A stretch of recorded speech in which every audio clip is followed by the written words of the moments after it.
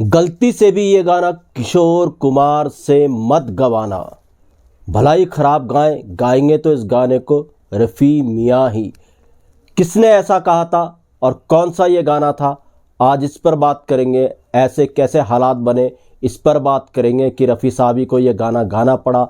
आप सोच भी नहीं सकते कि ये गाना किशोर कुमार साहब के लिए बना था। दोस्तों, कौन सा ये गाना था, क्या सब ये किस्सा था, आज इस पर बात करेंगे। ये किस्सा मैं आपको बताऊंगा। चैनल पर है तो चैनल को सब्सक्राइब कर लीजिएगा, बेल आइकन भी प्रेस कर लीजिएगा ताकि नोटिफिकेशन आप तक पहुंचती रहे। नमस्कार, मैं महेश कोहली बॉलीवुड संगीत के सफर से। दोस्तों, 69 जब आराधना फिल्म की बात आती है, आराधना में किशोर कुमार साहब ने वो नायाब गाने गाए। किशोर दा आराधना के बाद उस हाइट पर पहुंचे, उस मकाम पर पहुंचे। हर प्रोड्यूसर डायरेक्टर अपनी फिल्मों में उनसे गवाना चाहता था, हर एक्टर चाहता था किशोर कुमार साहब की आवाज़ उन पर आए। और कई एक्टर तो ऐसे थे जो रफ़ी साहब की आवाज़ ही के सहारे थे, रफ़ी साहब की आवाज़ ही उनकी पहचान थी। उन पर भी किशोर कुमार साहब की आवाज़ आने लगी। जी हाँ, इनमें से एक नाम है राजेंद्र कुमार साहब का। आप आए बाहर का एक गाना है, तुमको भी तो ऐसा कुछ होता होगा। राजेंद्र कुमार पे किशोर कुमार साहब की आवाज़ इस फिल्म में आई थी। डॉनी वाकर साहब तक पे किशोर कुमार साहब की आवाज़ पिक्चराइज हुई थी। 70s में फिल्म थी संजोग, गाना था 1 2 3 4। ये तो ऐसे चेहरे जिन पर रफ़ी साहब की आवाज़ ही फिट बैठती थी, उन पर भी किशोर कुमार साहब की आवाज़ आने लगी थी। ये रुतबा हो गया था किशोर कुमार साहब का 70s के शुरुआत में। और फिर ऐसी बातें भी होने लगी थी कई पत्रिकाओं में, फिल्मी मैगजीन्स में, कि रफ़ी युग अब चला गया, किशोर कुमार साहब का ज़माना है। और यही वो दौर था। कहते हैं रफ़ी साहब इसी दौर में हज पर भी चले गए थे, हाजी हो गए थे। और हज के बाद रफ़ी साहब ने कुछ वक्त तक गाना छोड़ दिया था।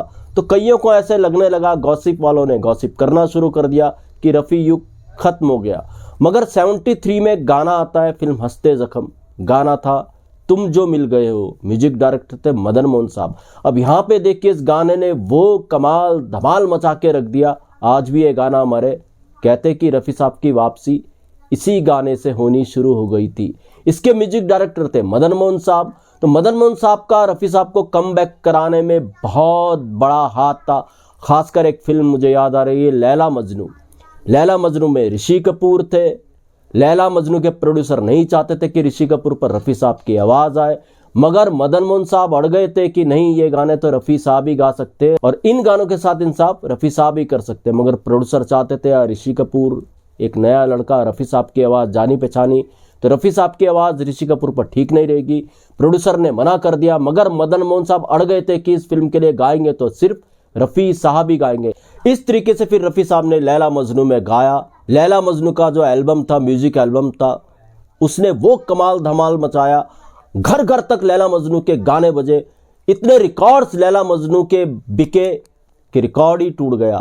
इसके बाद तो रफ़ी साहब ने बैक टू बैक फिल्म्स दी, हिट फिल्म्स दी।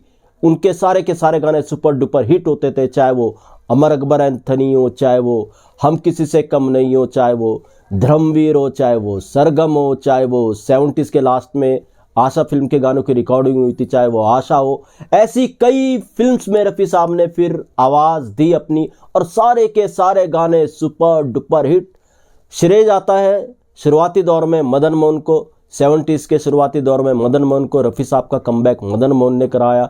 मगर लक्ष्मीकांत प्यारेलाल बहुत बड़ा नाम थे कि ये भी रफ़ी साहब के मुरीद, ये भी रफ़ी साहब को मानते थे। लक्ष्मीकांत प्यारेलाल ने भी बहुत बड़ा रोल निभाया रफ़ी साहब का कमबैक कराने में। तो इसी तरीके से प्रोड्यूसर भी थे दोस्तों, जी हाँ, मनमोहन देसाई, जिनकी आस्था रफ़ी साहब की तरफ बहुत ही ज़्यादा थी। मनमोहन देसाई रफ़ी साहब को बहुत मानते थे। एक किस्सा है रफ़ी साहब के इंतकाल का, मदन मोहन साहब का। शब्बीर कुमार साहब मदन मोहन साहब के एक फिल्म के रिहर्सल कर रहे थे, गाने की रिहर्सल कर रहे थे मदन मोहन साहब के घर में। वो फिल्म थी शायद मर्द।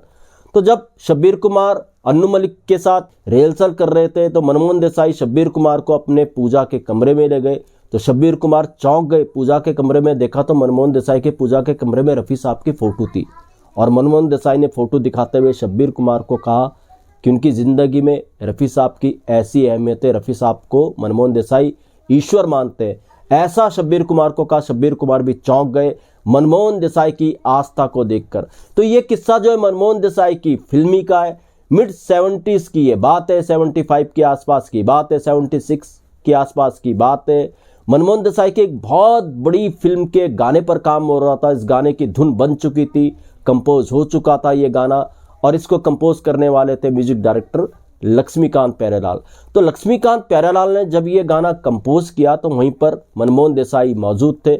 मनमोहन देसाई ने कहा लक्ष्मीकांत प्यारेलाल को, यार ये गाना कितना खूबसूरत बना। तो लक्ष्मीकांत प्यारेलाल के मुंह से निकला कि किशोर कुमार जब इसको गाएंगे तब देखना। अब मनमोहन देसाई यहां पर अड़ गए। मनमोहन देसाई ने कहा किशोर कुमार साहब इस गाने को क्यों गाएंगे, अरे ये गाना तो रफ़ी मियाँ गाएंगे। तो लक्ष्मीकांत प्यारेलाल के लक्ष्मीकांत जी के मुंह से निकल गया, यार ये तो गड़बड़ हो जाएगी। अब गड़बड़ शब्द न जाने क्यों लक्ष्मीकांत जी के मुंह से निकला। मनमोहन देसाई ने वहीं टोका लक्ष्मीकांत को और कहा मनमोहन देसाई ने, भलाई खराब गाएंगे तो इस गाने को रफ़ी मियाँ ही, रफ़ी साहब के अलावा ये गाना और कोई दूसरा सिंगर नहीं गाएगा। तो इस तरीके से फिर ये गाना रफ़ी साहब को मिला। आप सोच भी नहीं सकते कि ये गाना किशोर कुमार साहब के लिए लक्ष्मीकांत प्यारेलाल ने बनाया था। जी हाँ, ये गाना कौन सा था? ये गाना था फिल्म धर्मवीर का, और गाना था ओ मेरी महबूबा महबूबा महबूबा तुझे जाना है तो जा, तेरी मर्जी मेरा क्या। ओ मेरी महबूबा महबूबा महबूबा। ये गाना रफ़ी साहब ने जब गाया, और भी धर्मवीर के गाने लक्ष्मीकांत प्यारेलाल ने रफ़ी साहब से गवाए, और उन गानों ने भी कमाल धमाल मचाया। धर्मवीर के गाने गली गली बजे, और ख़ासकर ये गाना ओ मेरी महबूबा आज भी सुपर डुपर हिट गानों की लिस्ट में इसका नाम आता है। एवरग्रीन ये सॉन्ग है। रफ़ी साहब और धर्मेंद्र के जितने भी टॉप मोस्ट सॉन्ग्स हैं उनमें से एक सॉन्ग ये है। तो आप सोच भी नहीं सकते कि ये जो गाना है ओ मेरी महबूबा किशोर कुमार साहब के लिए बना था। अब दोस्तों, ये किस्सा आया कहाँ से था?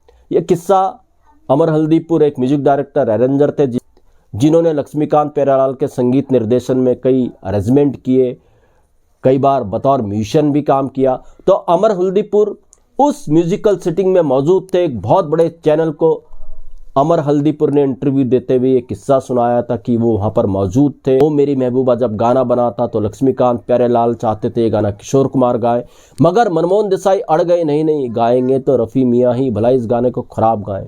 खैर, रफ़ी साहब खराब कैसे गा सकते थे?